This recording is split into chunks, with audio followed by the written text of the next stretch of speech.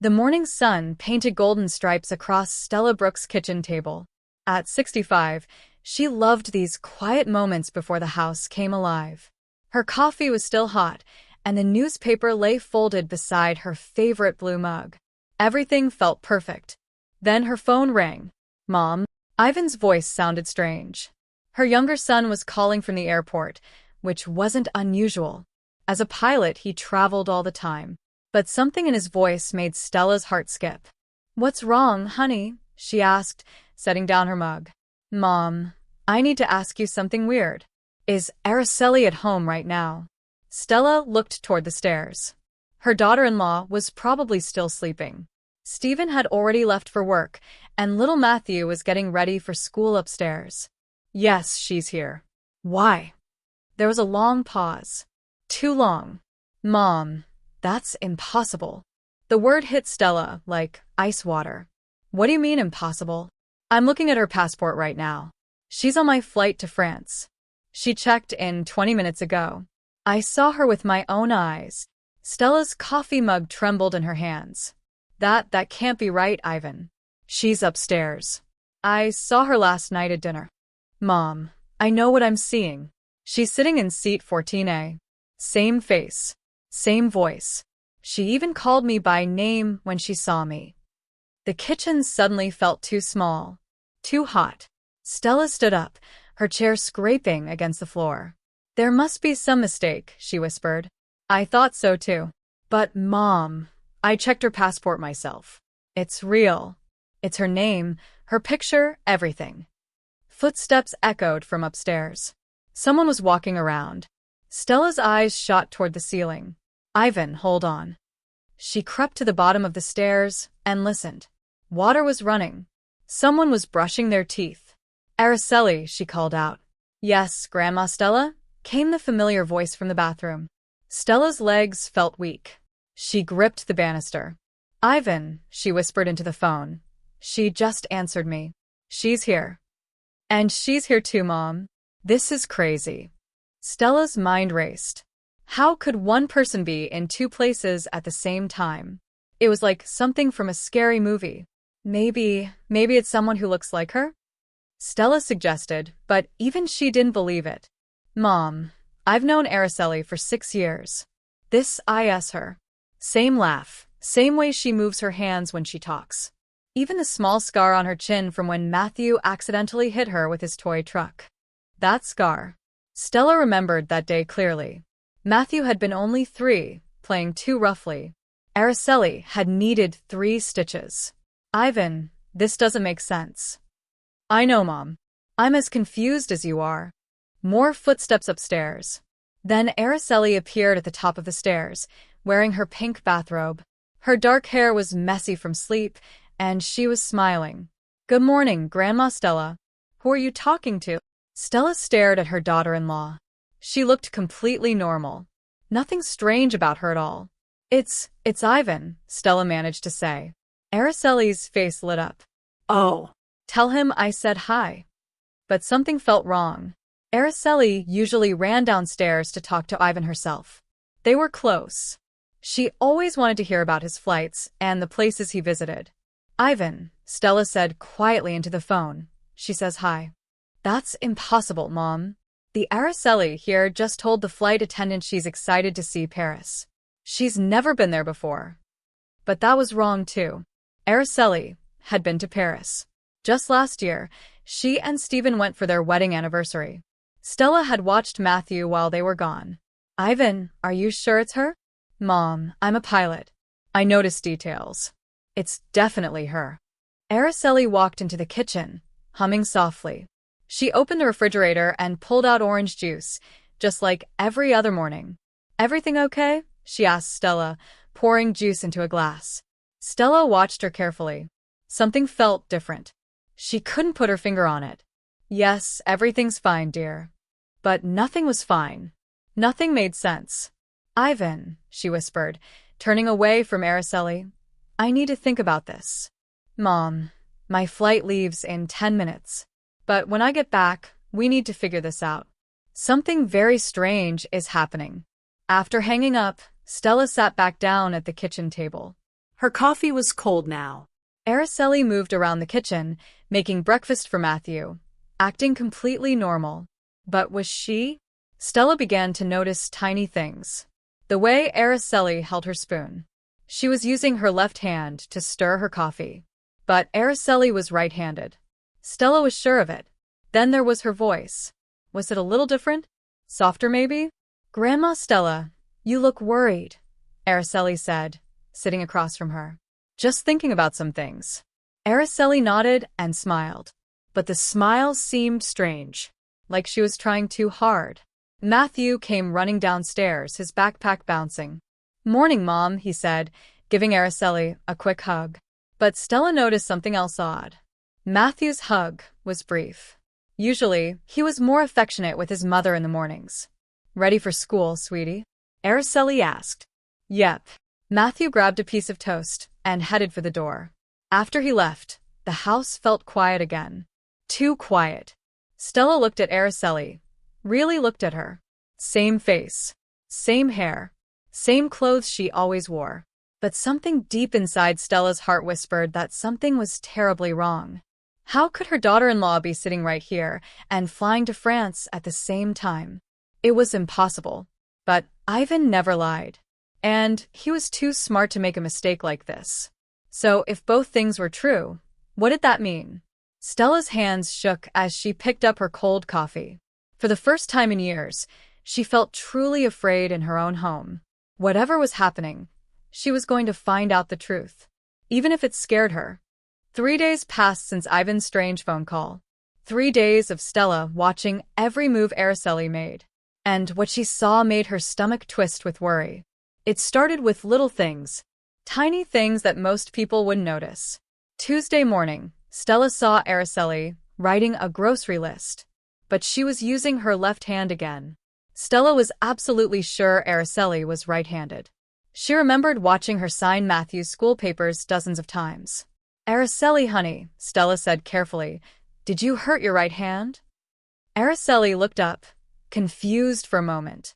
Then she glanced at her hands like she'd forgotten which one she was using. Oh. No, just trying something new, she said with an awkward laugh. But the laugh sounded wrong. It was too high, too nervous. That afternoon, Mrs. Chun from next door knocked on the front door. Hello, Stella, the elderly woman said, looking puzzled. Is everything all right with Araceli? Stella's heart jumped. What do you mean? Well, yesterday she walked right past me without saying hello. You know how she always stops to chat about her garden? But she acted like she'd never seen me before. This was very strange. Araceli and Mrs. Chin talked almost every day. They shared recipes and garden tips. Araceli even helped Mrs. Chin carry groceries sometimes. Maybe she was just distracted, Stella suggested. But Mrs. Chin shook her head. Stella, I called her name 3 times. She looked right at me with this blank expression, like I was a complete stranger. After Mrs. Chin left, Stella felt sick. Something was definitely wrong. The next clue came from Matthew. Wednesday evening, while Stella was helping him with homework, he said something that made her blood run cold. Grandma Stella, why is Mom acting so weird? Stella tried to keep her voice calm. What do you mean, sweetheart? She keeps forgetting things. Yesterday, she couldn't remember where my soccer cleats were. But she's the one who always puts them by the back door. And she forgot that I don't like peanut butter sandwiches. Matthew's little face looked so confused and sad. Stella's heart broke for him. Sometimes grown-ups have a lot on their minds, Stella said gently. But Grandma, yesterday she couldn't remember the song she used to sing to me at bedtime. She just stood there looking confused. Then she said maybe I was too old for bedtime songs. This was impossible. Araceli had sung the same lullaby to Matthew since he was a baby. Twinkle, twinkle, little star, but with special words she made up just for him. She would never forget that song. Never. Thursday brought the strangest incident yet. Stephen came home from work looking frustrated. Mom, did Araceli seem okay to you today? He asked Stella privately in the kitchen. Why do you ask? I called her during lunch, and she didn't know what I was talking about when I mentioned our dinner plans for Friday. We've been planning to try that new Italian restaurant for weeks. She acted like she'd never heard of it. Stella's hands trembled as she stirred the soup she was making. And another thing, Stephen continued, running his hand through his hair. Her handwriting looks different on the notes she leaves me. The letters are, I don't know, slanted the wrong way. Everything was adding up to something terrifying. But what? That night, Stella couldn't sleep. She lay in bed thinking about all the strange things she'd noticed. The wrong hand for writing. The forgotten neighbors. The lost memories. The different handwriting. It was like Araceli had become a completely different person. But that was crazy. People don't just become different overnight. Then less. What if it wasn't Araceli? The thought hit Stella like lightning. What if the woman living in their house wasn't Araceli at all? But that was impossible too. She looked exactly like Araceli. Same face, same hair, same height. Even the small scar on her chin was there. Friday morning, Stella decided to test her crazy theory. She waited until Araceli was getting ready to go to the grocery store. I'll come with you, Stella announced. Araceli looked surprised. Oh, that's okay, Grandma Stella. I can manage. I insist. I need some fresh air. They walked to the local market together. But when they got there, something shocking happened. The store manager, Mr. Rodriguez, waved and called out, Good morning, Araceli. How's that beautiful garden of yours coming along? Araceli froze. She looked at Mr. Rodriguez like he was speaking a foreign language. It's fine, she stammered. But Stella knew the truth. Araceli hated gardening. She killed every plant she touched. Stephen always joked about it. Mr. Rodriguez was thinking of someone else entirely. Your tomatoes were so delicious last year, Mr. Rodriguez continued with a big smile. Araceli just nodded and hurried away, looking panicked. Stella followed, her heart pounding. Something was very wrong here. After they finished shopping, Stella watched carefully as they walked home. Instead of taking their usual route, Araceli started walking toward Pine Street. Where are you going? Stella asked. Araceli stopped suddenly, looking confused. I thought we could take a different way home. But Pine Street led away from their house. It was the opposite direction. Our house is this way, Stella said firmly, pointing toward Maple Avenue. Of course. Silly me. Araceli laughed nervously. But Stella noticed something else. When they passed the old oak tree where Matthew had carved his initials last summer, Araceli didn't even glance at it. The real Araceli always smiled when she saw those initials. She was so proud of Matthew's handiwork. That afternoon, Stella made a decision that would change everything. She was going to follow Araceli the next time she left the house alone. She had to know the truth, no matter how scary it might be. Because one thing was certain, the woman living in their house was not her daughter-in-law. But if she wasn't Araceli, then who was she? And where was the real Araceli? Saturday morning came gray and cloudy, perfect for secrets. Stella pretended to read her newspaper while watching Araceli move around the kitchen. Her heart hammered like a drum. I'm going to the market again, Araceli announced, grabbing her purse. We need more milk. But they had bought milk yesterday. Stella had seen it in the refrigerator with her own eyes. Take your time, dear, Stella said sweetly. The moment the front door closed, Stella sprang into action. She grabbed her jacket and hurried outside, staying far enough behind so she wouldn't be seen. Araceli walked quickly down Maple Avenue, then turned onto Pine Street. But instead of going to the market, she kept walking toward the old part of town, where the buildings were crumbling and paint peeled off walls like old skin. Stella's heart pounded harder. Where was she going? After 10 minutes, Araceli turned into a narrow alley between two abandoned stores. Stella crept closer, hiding behind a rusty dumpster that smelled like old fish. What she saw next made her gasp so loud she had to cover her mouth with both hands. Araceli was talking to someone. Another woman. And this woman looked exactly like her. Exactly. Same face. Same hair. Same height. Same everything. It was like looking at a mirror. Stella's legs felt like jelly. She gripped the dumpster to keep from falling. How did it go today? The real Araceli asked the other woman. Fine, but I almost got caught, the fake Araceli replied. The old woman is getting suspicious. She watches me like a hawk. The old woman. They were talking about her. And that neighbor lady called me by name. I had no idea who she was. Mrs. Chun, Araceli said with a cruel laugh. She's harmless. Just keep pretending you don't feel well or something. Stella felt like she might throw up. This was real. Her daughter-in-law had been replaced by someone who looked exactly like her. But how is that possible? Isadora, you're doing great, Araceli said to the fake woman.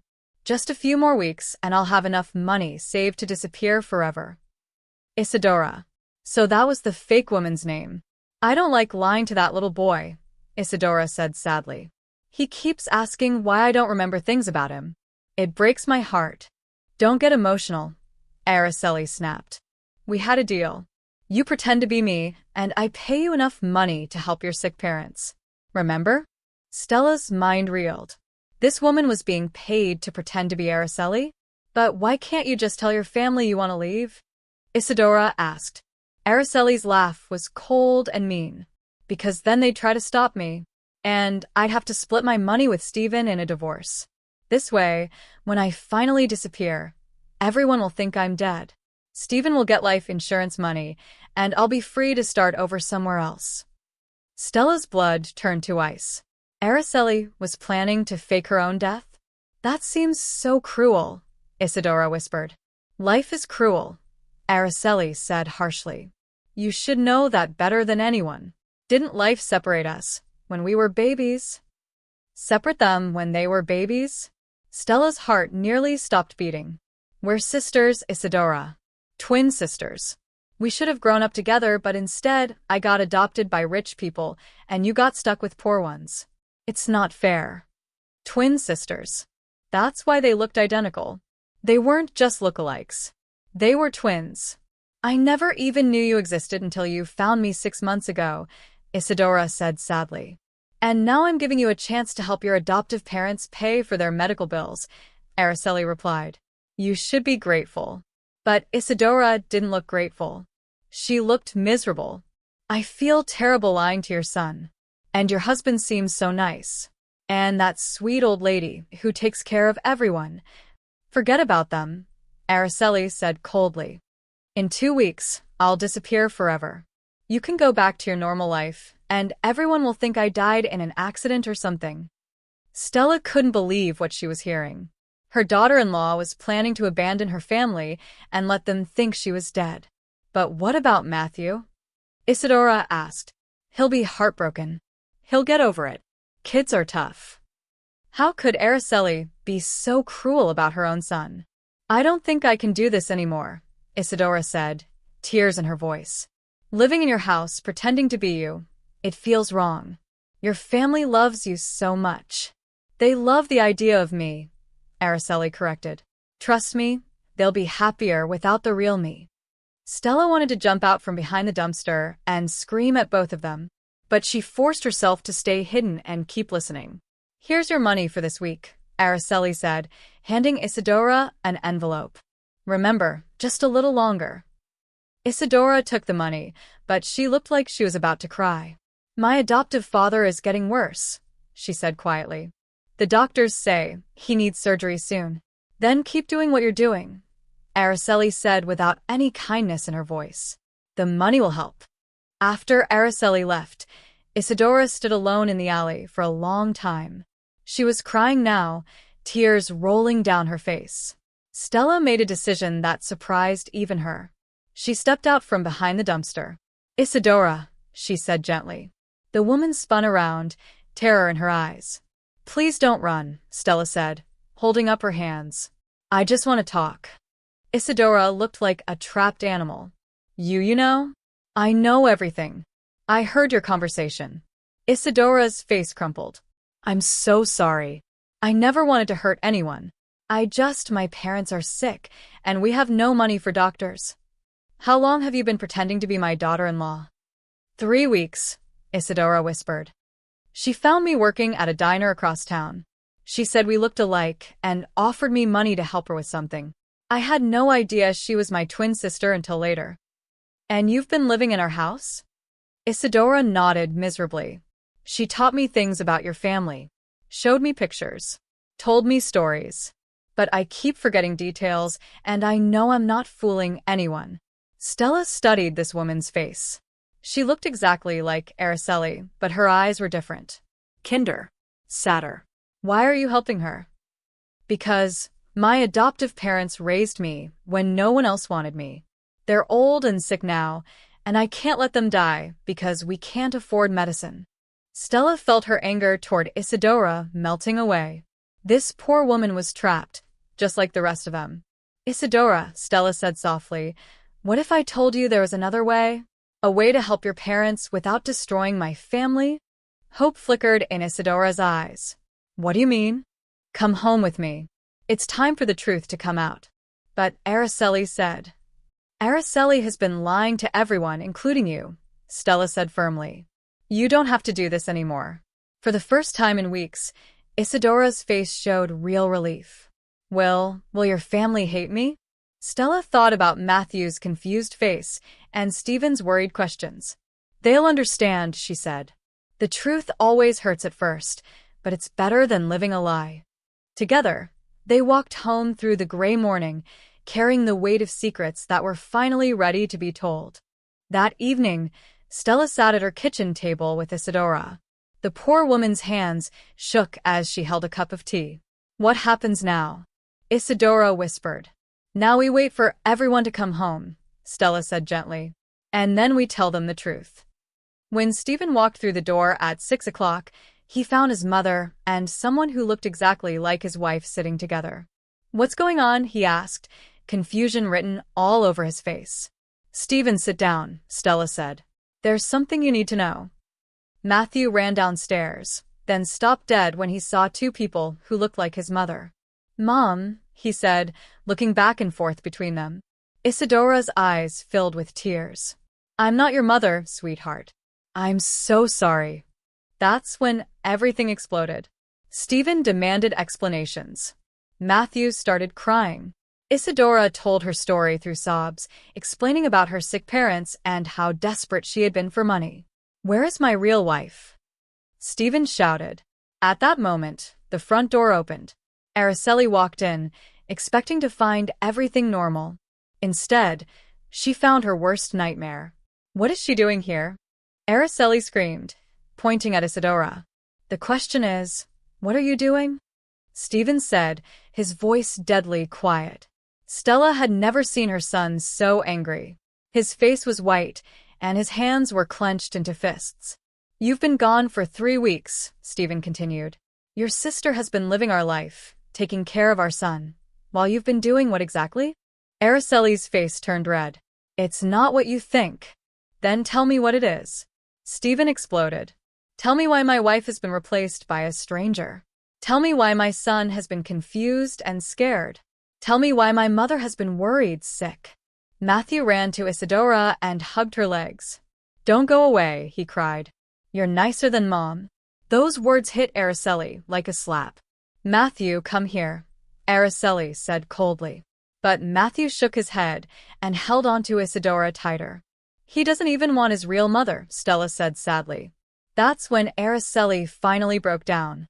Fine, she screamed. You want the truth? I hate this life. I hate being stuck in this boring house with a boring husband and a whiny kid. I never wanted any of this. Stephen's face went completely white. I've been staying in a hotel downtown, Araceli continued cruelly, planning my escape. I was going to disappear and let you all think I was dead, so I could start over somewhere exciting. And what about Matthew? Stephen asked quietly. What about him? Kids are tough. He'll forget about me. But Matthew was listening to every word. Tears streamed down his little face. You don't love me? He whispered to his real mother. Araceli looked at her son for a long moment. For just a second, Stella thought she might show some kindness. Instead, she shrugged. Love is a fairy tale, Matthew. People leave. That's life. Stephen stood up slowly. Get out. What? Get out of my house. Get out of our lives. You want to leave? Then leave. But don't you ever come back. Fine by me, Araceli said coldly. I'll be filing for divorce. Good. Don't expect anything from me. After Araceli stormed out, the house felt strangely peaceful, like a dark cloud had finally moved away. Matthew was still clinging to Isadora. Are you going to leave too? He asked her. Isadora knelt down to his level. I have to go take care of my sick parents, but maybe I could visit sometimes. I'd like that, Matthew said softly. Over the next few months, amazing things happened. Stella helped Isadora find a job at the local hospital. With steady work, Isadora could afford her parents' medical bills without lying or pretending to be someone else. Stephen started seeing a counselor to help him deal with his feelings about Araceli's betrayal. Matthew began visiting Isadora and her parents on weekends. He loved helping take care of them, and they treated him like their own grandson. And slowly, something beautiful began to grow. Stephen and Isadora started talking more. Really talking. About dreams and fears and hopes for the future. She's nothing like Araceli, Stephen told Stella one evening. Isadora is kind and honest, and she actually likes spending time with Matthew. And how do you feel about that? Stella asked with a knowing smile. Stephen blushed. I think I'm falling in love with her. 6 months later, Stephen asked Isadora to marry him. She said yes. Their wedding was small but perfect. Matthew was the ring bearer, and Stella cried happy tears as she watched her son marry a woman who truly loved their family. Ivan flew in from wherever he had been traveling. Mom, he said to Stella during the reception, remember that crazy phone call I made? About seeing Araceli on my plane? I'll never forget it. I'm glad I called. If I hadn't, you might never have figured out the truth. Stella hugged her younger son tight. Sometimes the most impossible things lead us to exactly where we need to be. As she watched Stephen dance with his new wife while Matthew laughed and played with other children, Stella realized something important. The truth had hurt. It had been scary and confusing and painful. But living with lies would have been worse. Much worse. A year later, Matthew called both Stella and Isadora Mom. And both women loved him with all their hearts. Araceli never came back. They heard through lawyers that she had moved to California and married someone rich. Do you think she's happy? Isadora asked Stella one day. I think she's looking for happiness in all the wrong places, Stella replied. Real happiness comes from loving people and letting them love you back. Isadora squeezed Stella's hand. Thank you for giving me a chance when you could have just turned me into the police. Thank you for loving my family when you didn't have to. But wait, your story doesn't have to end here. Life is full of mysteries, secrets, and unexpected twists. Every day, families around the world face impossible situations that test their courage and love. What would you do if something like this happened to your family? If you enjoyed this story of courage, truth, and second chances, share it with someone who needs to hear that honesty, even when it hurts, is always better than living a lie. Remember, the most impossible phone calls sometimes lead to the most important discoveries. Trust your instincts. Ask the hard questions. And never be afraid to seek the truth, no matter how scary it might seem. Your family's story matters. Your courage matters. Your truth matters. What impossible situation in your life might need some brave investigation? Don't wait. Start asking questions today.